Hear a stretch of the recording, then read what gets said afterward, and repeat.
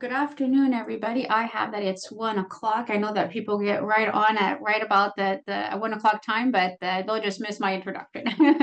So welcome, everybody. I'm Maria Marshall. I am the director of the North Central Regional Center for Rural Development, hosted at Purdue University. Just so happens I'll also be one of the speakers today for the webinar. And the webinar today is introducing the new NCR-Stat small business data set. Our next webinar will be September 17th, 2024 at 2 p.m. and it'll be Dr. Alan Barton, who will be talking to us about resilient couples and resilient communities. He was an award winner from one of our small grants. So we look forward to that webinar in September. Of course, you'll receive probably plenty of emails from us to remind you that there's a seminar for you to register. And with that, I'll go ahead and get us started on the webinar today. So again, I'm Maria Marshall. I'm the director of the North Central Regional Center for Rural Development.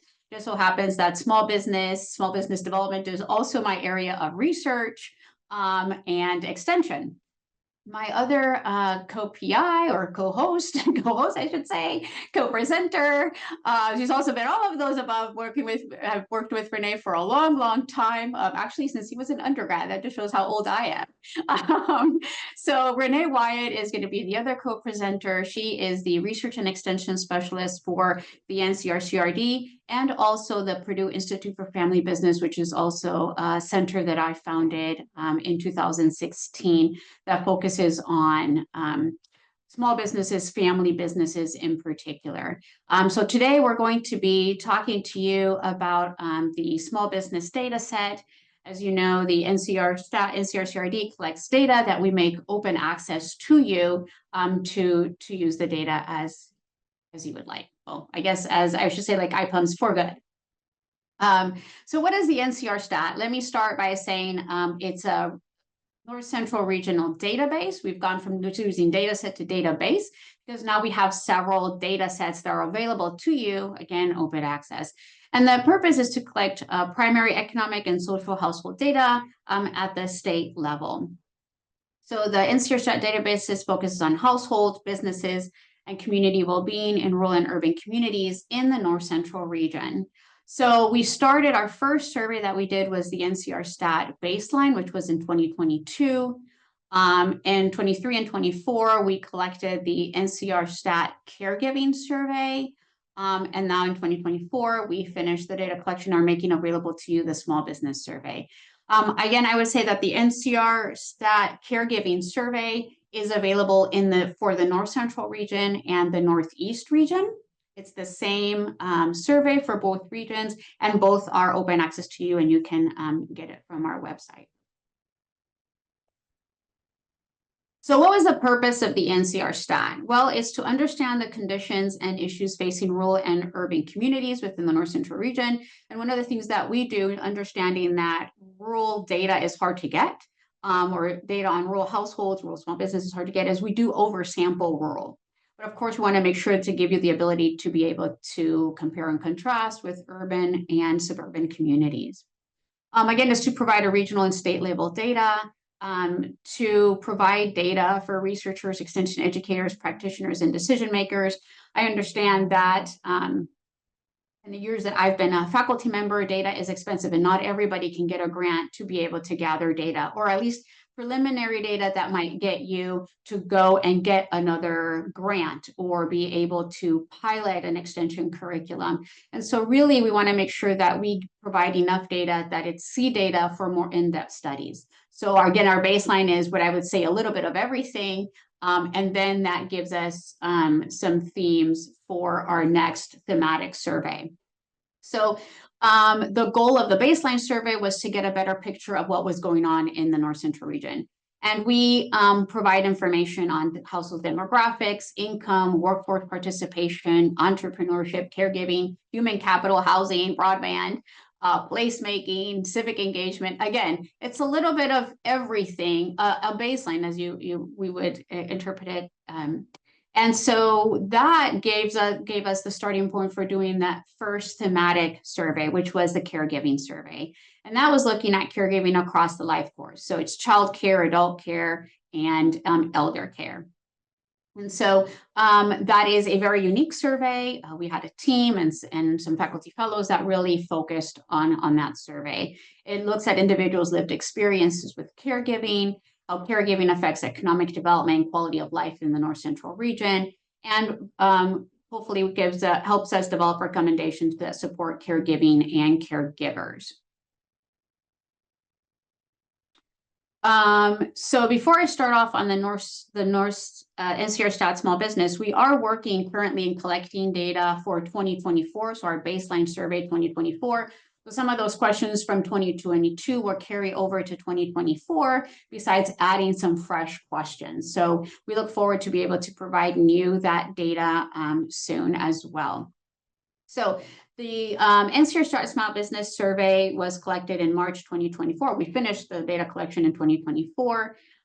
Really, rural businesses are essential for their communities. We were just in a seminar for Seafair on Friday where Steve Deller was telling us that ag is not the only thing in rural, right? We need vibrant rural communities and rural businesses that provide off-farm labor to ag and farmers as well. So we understand that thriving rural businesses provide business and workforce for ag and non-ag individuals. So they're employing rural residents, impacting the local community. And so this survey focuses on small business benefits and rural health. And I'll stop here to plug our NC 1100 multi-state research project, because a lot of this, particularly the intersection with rural health and small business benefits and being a recovery-friendly workplace, came from our NC 1100 multi-state research project. That is open to anybody who would want to participate, that focuses on that intersection between small businesses and health and rural health. So this survey was a 20-minute online survey. The data was collected through Qualtrics or with Qualtrics as a panel survey. We collected 102 observations per state for the 12 North Central states. The survey content, it includes, of course, our screener and our quota questions, and I'll talk about those a little bit later. Owner demographics, business characteristics. We also have a section on copreneurs. Basically, those are spouses working together in business, pretty understudied group of family businesses. Small business benefits, substance misuse and mental health, workforce development, trust and community, adjustment strategies, socioemotional wealth, financial information of the business, household characteristics, and exit strategies. I think what's unique about this small business survey in particular is that not only do we collect data on the business and the business itself, but also the household and the business owner. And so it does allow you to look at this intersection between the household and the business. So our overall quotas and specifications, again, it's the 12 states. We use the Small Business Administration's definition of a small business, less than 500 employees. If you're like me and you study small businesses, usually we try to keep it to less than 100, but I want to make sure that we have a consistent definition of less than 500 employees, which is the SBA's definition. The share of rural and urban, we've got a minimum had to be 30% rural business owners. And by gender, we have a minimum 42% female respondents and a minimum 45 male respondents was the minimum. We also had quotas by race and ethnicity. As you can see here, 1.2% had to be American Indians or Alaskan Natives, 8% Asian, 12% Black, African American, 79% white, 16% Hispanic. And again, those are based on the US Census Bureau and the Small Business Administration statistics. We also asked for veteran status of the business owner, and 6% had to be veteran business owners.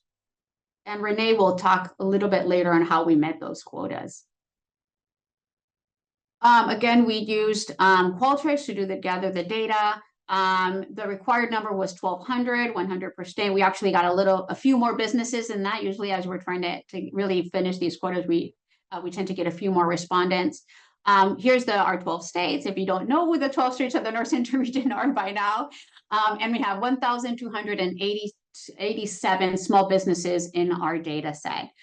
Just to give you also a look at how it kind of stacked up based on number of employees. It pretty much also follows US Census statistics and Small Business Administration statistics, that about 24% on non-employers.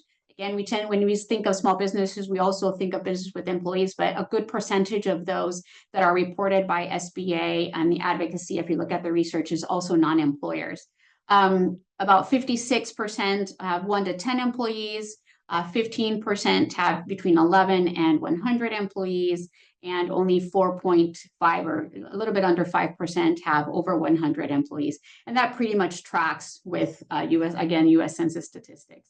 Usually about 87, almost 90% of businesses have less than 100 employees. So just in case, if I whetted your appetite so far, here is where you can find the small business survey, again, open access, and you can find it on our website, or you can go straight to the Purdue University Research Repository where it's available to you, open access. And with what I always say, and you probably laugh by now of having heard it via several years, that our code books are very beautiful. I like to say so. We always try to make the codebook as user-friendly as possible. And you'll see that we've done that again. There'll be technical in that bundle. There'll be the technical documents, the data sets available in Excel for you to use. And again, if we really are trying to make sure that the data we're making open access to you is as user-friendly as possible. And with that, Renee, to you. Great. Thanks, Maria. So now we're going to dive a little bit deeper into the actual data and what it looks like, the distributions on some questions to give you even more of a little preview here of what the data looks like. So I first wanted to show the number of observations by state. Like Maria mentioned, it did range between 102 and 110, depending on the state and based on our quotas. When we're trying to fill those last quotas and get as close as we could, we did oversample some states. So this kind of shows you how many observations were in each of those 12 North Central region states. So I'm going to go through the quotas, whether or not we met them. We tried to get as close as we could. Some we met, some we didn't. Like Maria stated before, we did oversample rural. So our goal was a minimum of 30% rural business owners. What we achieved was 37%. So that was great. We really have a good distribution there. When looking at gender, we see a trend that we have a lot more female survey takers than we do males for some reason. They're more willing, I guess, to do surveys.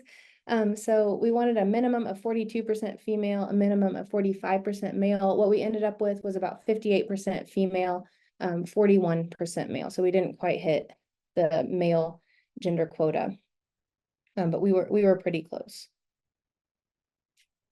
Looking at our race and ethnicity quotas, now note these are not mutually exclusive. People can choose all that apply, so they might fall into one or more of these categories.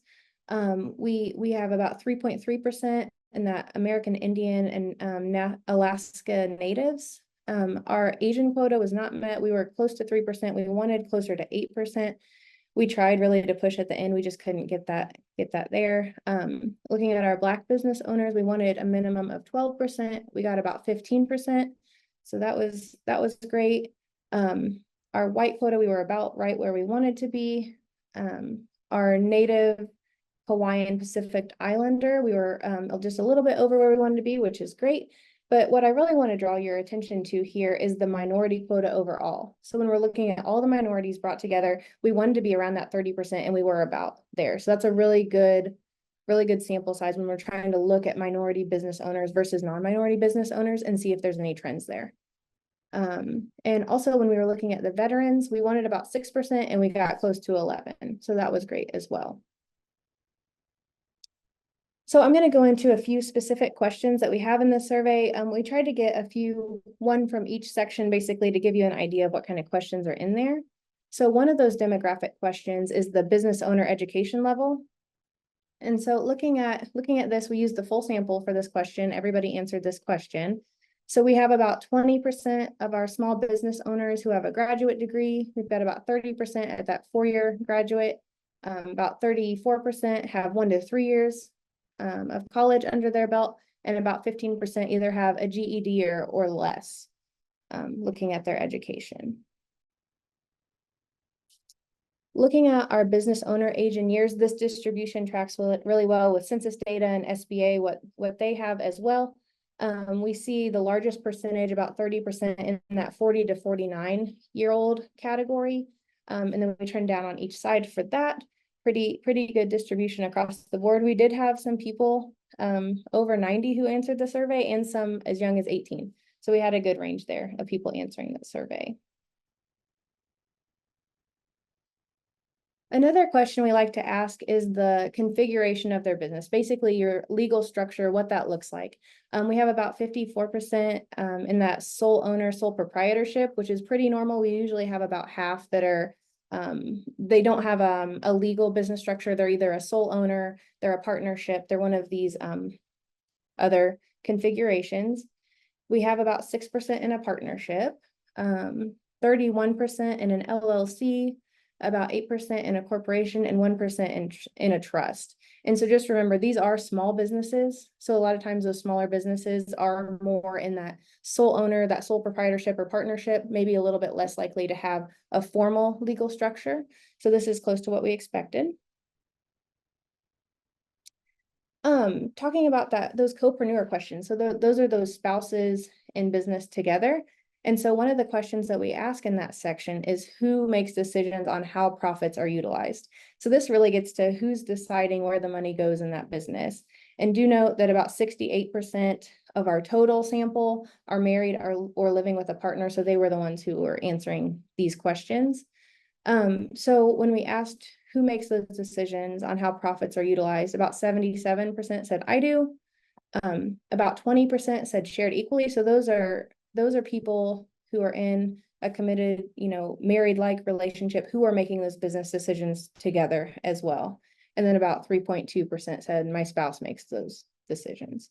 So this was really interesting. And there's a lot more copreneurial questions in there that dive deeper into different aspects of how that copreneurship partnership works.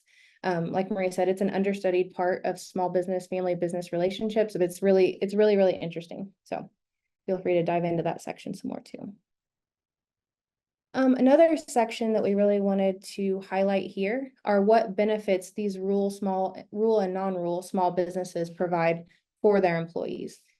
And so when we were looking at this, I wanted to break it down in the full sample, just because there are some non-employers, so they don't have any employees. So about a quarter of our respondents of the survey don't have employees, so they're not going to probably, provide benefits if they don't have employees. But there's another 11% that don't provide benefits even though they do have employees, and then about 65% do provide benefits. So when we say benefits, it can be a lot of different things. My next slide goes a little bit more into one facet of those benefits. But in our survey, we cover insurance benefits, we cover leave benefits, retirement benefits. There's a lot of different things that we ask about pertaining to benefits, and it really dives deep into what exactly these small businesses offer and what they're able to offer their employees. So this slide shows a little bit deeper into what small business benefits are offered. And so as we see here, no benefits, about 35%. But I broke it down into medical insurance. So if they provide medical insurance at all, whether it's with another insurance or just by itself, it falls into this medical insurance category. So about 29% of small business owners provide medical insurance to their employees. 8.3% provide medical insurance only. So not in conjunction with anything else, just medical insurance. 17% provide some form of dental insurance. 0.9, less than 1% provide dental insurance only. Looking at life insurance, 15% provide life insurance, 1.4 provide life insurance only. And then I wanted to look at the intersection there of medical, dental, and life insurance, and about 9% of small businesses provide the three of those in conjunction with each other. About 20% provide workers' compensation, about 11.5% provide short-term or long-term disability insurance. And like I said, there's a ton more on benefits in there. We just wanted to give you a little sample to show you what some of the data looks like. Another thing we asked in terms of benefits was the number of sick days provided for full-time employees. And so we see the great thing is 6% provide 21 or more days. I mean, I feel like that's a really good number of sick days for an employer to offer. We have about 41% that don't provide sick days, and then you can see the distribution in between. Note that this data here is just based on the 950 businesses with employees. We had 27 responses that were refused to answer and 310 non-employers, which are excluded from these percentages. Another question that we have is pertaining to mental health issues in the workplace. And so one thing that we asked in this survey was, how comfortable would you feel talking with your employee about a mental health issue that they're experiencing? These results were actually really uplifting to me. 39% said very comfortable, 31% said comfortable. We only had about 19% neutral and about 10% who were uncomfortable or very uncomfortable. So this is really encouraging, I think, when we're talking about mental health and mental health issues in the workplace. But we have more on this, as well as substance misuse disorder in our survey. So feel free to look at that. But it's a great section that we like to add. Another thing that we asked was drug testing policies. And so categories here, they can check more than one, other than if they have no drug testing program, that's an only option. But we looked to see what kind of drug testing policies these small businesses have and what type they implement. And so one of those options was pre-hiring testing. So about 19% conduct that. About 10% do random drug tests. About 12% do they test upon suspicion. So basically up to what they think. 3% have scheduled tests, and then 9% have tests according with state or federal regulations, depending on what kind of business they are. And then lastly, what we want to dive into here are these small business staffing shortages. So we asked if the business is experiencing a staffing shortage. We use the full sample here. 19% said does not apply, 51% says we don't have a staffing shortage, 19% had a mild shortage, 7% had moderate, and 4% had a significant staffing shortage there. And so with that, that's a little sample of the data that we have. We wanted to share again where to find the data and what that looks like. And we really want to encourage you to download that data, check it out, and see what you can use it for. And I think at this time, should we open it up to questions? Have any questions on the data? Well, again, like Renee said, we wanted to give you a brief taste of what was in that small business survey. It does not have as many observations as our baseline survey, which is our household surveys, the baseline and the caregiving survey. I also want to, I guess, let you know that our current, the 2024 baseline survey not only includes now the North Central region, but we're also collecting the data for the Northeast region and the South. So for that, the next baseline survey that actually includes 3 regions of the United States, so it'll be a much larger data set that will include some of those issues, which also has information on entrepreneurship as well at that intersection. I think we have one question, Renee. It said, might there be a correlation between part-time and full-time employment and sick leave distribution? Yeah, I haven't explored that, but there might be. I was going to say, feel free to explore that and let us know, because that would be interesting. I could see how there would be possibly a correlation between those two. Yeah.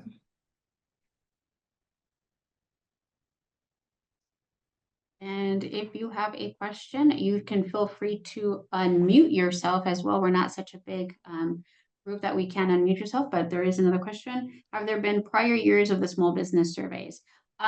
No. So we have been collecting as the Business Institute has a small business survey that we've collected in 2019. But for NCRCRD, this is the first small business survey that we have collected. We might be open to doing more. Certainly our baseline survey will definitely be time series, even though it's not quite the same people that we're collecting. But this is our first year collecting the small business survey. But if you have new areas that we can explore on the small business front, please, you should feel free to let us know what other things that you feel are missing or we should be collecting. And then I see that Katie's asking, is it possible for the data to be broken down by state? And it is. In the code book, it's coded 1 through 12 based on where they are located in the North Central region. So you can sort that out. Another question, as business owners are aging and looking for succession plans, has there been anything thought to adding a question, business structure such as ESOPs and cooperatives as employee ownership? That's a really good idea. We do have some exit intentions questions in there. We don't ask about ESOPs or cooperatives, but that's a good suggestion for the future. Thank you, Debbie. I actually think one of the exit is employee, if you're going to sell to your employees. For the exit, it is one of our, so it was for exit, it's if you're going to sell to a family member, give to a family member, liquidate, and one of them is, are you going to sell to employees? Yeah.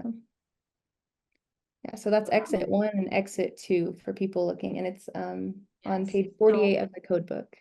Yeah, one is exit intention and exit desire. So sometimes what it's very interesting when you ask somebody, they expect it to go to a family member and they don't desire it to go that way. I'm always like, well, those are the people who don't like their kids. Give the business to their kids anyway. These are great questions. I have a question regarding the differences between states. If you have found, or if you dive deeper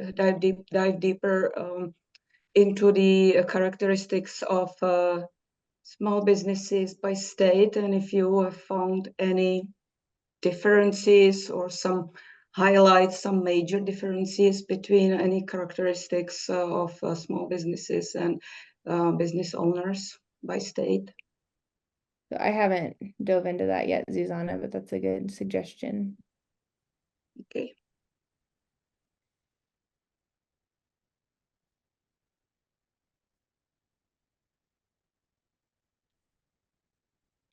There's another question. Were any small business excluded and are immigrant, migrant, climate, refugee individuals also included as more people are forced to relocate to USA as a climate and or as a political asylum small business? We would not know. That's not a question that we would have, that is in the survey. We don't ask immigration status in the survey. So we wouldn't know if the small business owner was an immigrant. But that is a good question that we could definitely explore in future, is asking for, well, maybe residential status. I guess there's plus and minuses. So another question, how did you sample the businesses in each state? So Qualtrics did the sampling for us. We said we needed to have at least 100 observations per state. And then we just tried to meet the quotas after that. Does that answer your question, Michael? Yes, thank you. Okay, perfect. Okay, the next question is there a question relating to language assistance to promote non-English speaking or English as a second language business owners? No, there are no questions related to that, Cynthia. You're certainly asking great questions that we can definitely, seems like we need a small business part 2 to get all of the different interests that we're seeing here, which is a good thing. No one survey can fulfill everything. So it's nice to be able to know that there are other topics that we can definitely be exploring that are of interest to others. Is there any niche information questions? So we do ask about industry. We ask if they're a farm. I'm trying to think other than that. We do have a really interesting, well, I think it's a very interesting question at the end of the survey, and it just says, please share your thoughts with us as a small business owner.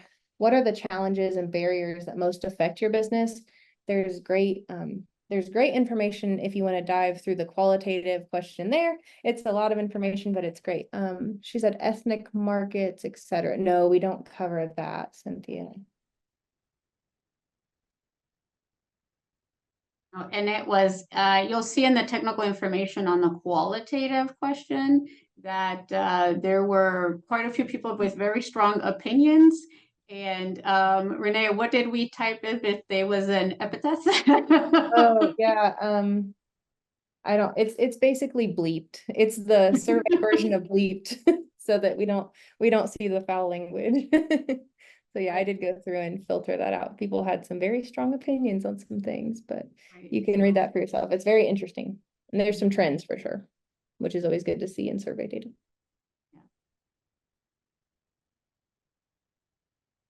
There is a really interesting question section on trust and institutions. And so that if you are in community development, there may be in civic engagement, there are sets of questions that you might want to delve into in terms of what small business owners think about their communities and institutions. Mm-hmm.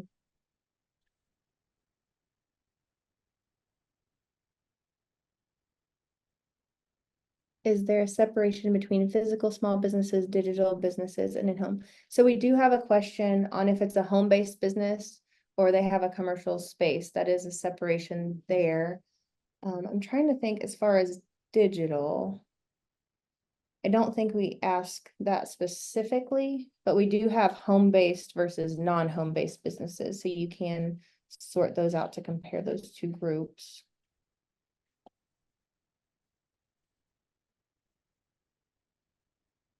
Any question if they belong to an association or organization such as a co-op?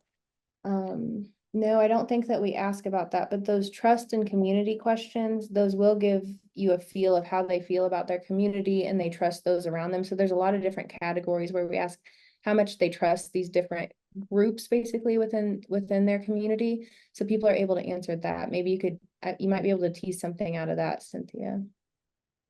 And if you're interested in that type of, you might look at our baseline survey in the 2022 and the 2024, because there are questions on whether somebody is a business owner in the baseline survey, and there are questions about their participation in community organizations.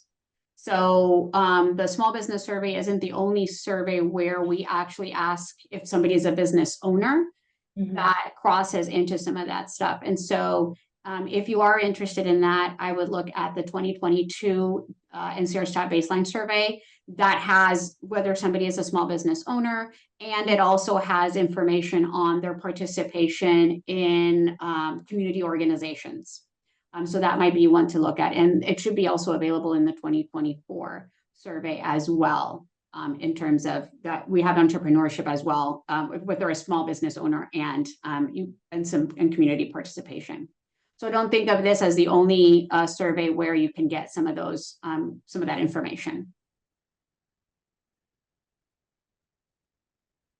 Well, again, I thank you for being part of the webinar today. We want to give you a taste and encourage you to use the data set. And if there are things that you think, as we've seen here, the questions that you think that might be of interest for next one, or something we should be putting in our next baseline surveys when it comes to entrepreneurship, we're happy to definitely put that in our surveys.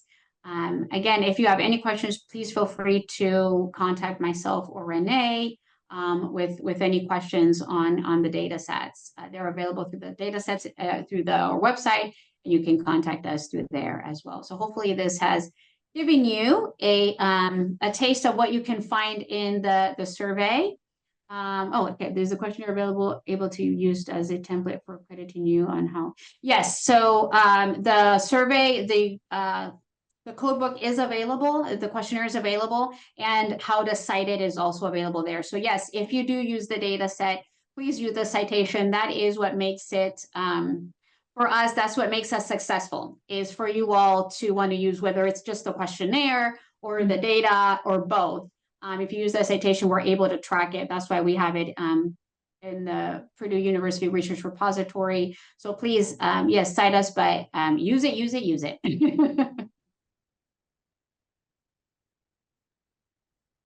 Well, with that, thank you all. Our next webinar is September 17th, Resilient Couples and Resilient Communities. We look forward to seeing you then in September.